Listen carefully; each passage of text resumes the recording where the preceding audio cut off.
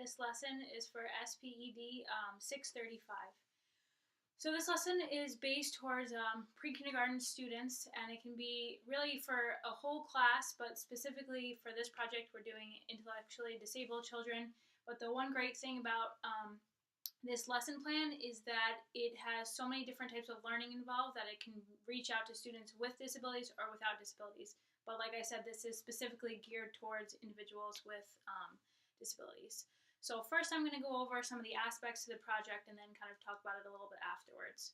So intellectually disabled students or students that are, in preschool or really anyone learn best by using all different kinds of learning activities. So I'm going to go over some of them. In preschool, it's very important to go over not only the letters of the alphabet, but the functions of the alphabet, because that's their stepping stone for what they're going to be learning for the rest of their lives. So the first project that I would do would be saying each letter, and it's always important to have large prints of them. For cleanliness purposes, I'm not going to do this full activity because it's very messy and I won't be able to record while doing it, but you take shaving cream, you spray it on the table, and then I as a teacher would say different letters, having them all up on the board, and then the children would, on the table, take their finger and manipulate the shaving cream to come up with their letters, because that's a very hands-on and engaging activity, and it's fun. It's not something they typically do, so it engages them. Then I would have all the letters up on the board that they're working on, and it would only be a few letters at a time, and I would give the students words. So for example, I'm going to do an A word and a B word. So I have apple and I have bag. So I would pass all of the words out and have the kids look at the words and look for the letters. So for example, this one is apple. So the student would come up to the board and try and figure out which letter it starts their word. So apple would fall under the A category, and so on and so forth. And this can be done specifically with one child with learning disability or for the whole class, but that's another engaging activity for them.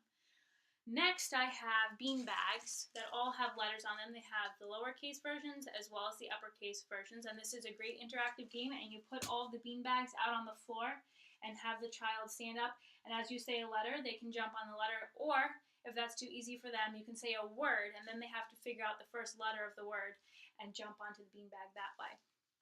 Then I would have them do a magazine collage. So they'd get magazines and scissors. They would look for pictures.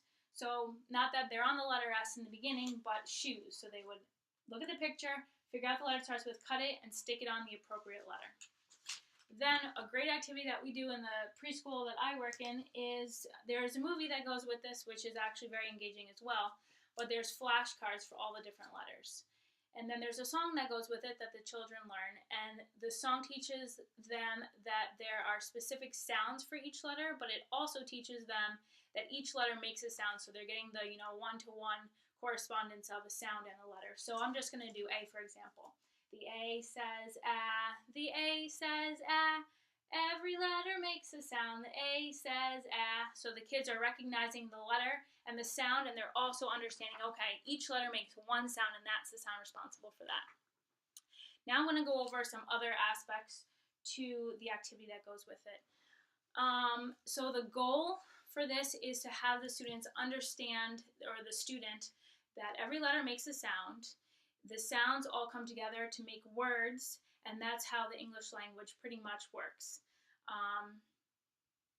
The student that we're focusing on also has strengths that they're going to be able to figure out in this activity. So for an intellectually disabled student, they might realize, okay, they learn best, or the teacher will understand that they learn best by physically manipulating something. So that would be writing with the shaving cream, or that would be hopping up and down on the bean bags. The strategies are to use all the different teaching techniques. So breaking up the tasks into short, to the point lessons are good for intellectually disabled students, because they do one task, then they complete it, you can go over it, and then they move on to the next one.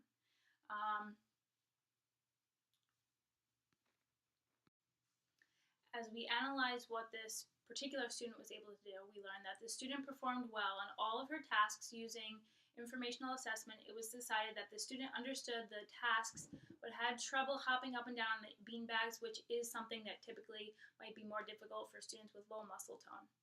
Modifications that I would make to this would be something that would improve the functioning of these activities. The magazines can have pages that are pre-pulled out with pictures on them that are specifically geared toward that letter to make it a little bit easier. Instead of being overwhelmed by the magazine and all the pictures, there would already be some out on the table.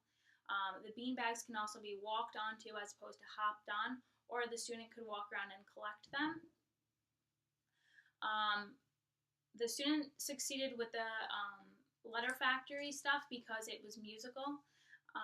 And another thing that's good about incorporating music is that not only is it musical, so it is an auditory way of processing things, but it also has the student engaged with the other students who are all singing, so it gives them a sense of confidence that they can do something else that all of the other kids are doing.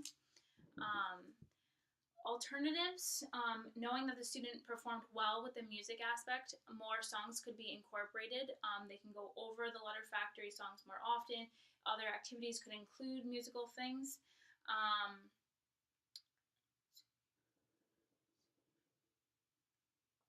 So as we look at all the different aspects to the lesson, we realize that the more hands-on things are and the more different things, the better for the student, because they could learn multiple ways, one way. Everything is all done in combination. So some students are more auditory or visual or kinesthetic, which is movement, and students with intellectual disabilities do best by physically manipulating things. So that's the great aspect of this project, is that there's so many different parts of it that are so interactive. And another good thing is that because there's more letters of the alphabet, this student does very well when they know what to expect. So if you're going to be doing shaving cream or Play-Doh or anything like that, if you do it for each letter, they'll learn that they're going to be doing the same type of activity with a different letter, so the repetition is very helpful for them.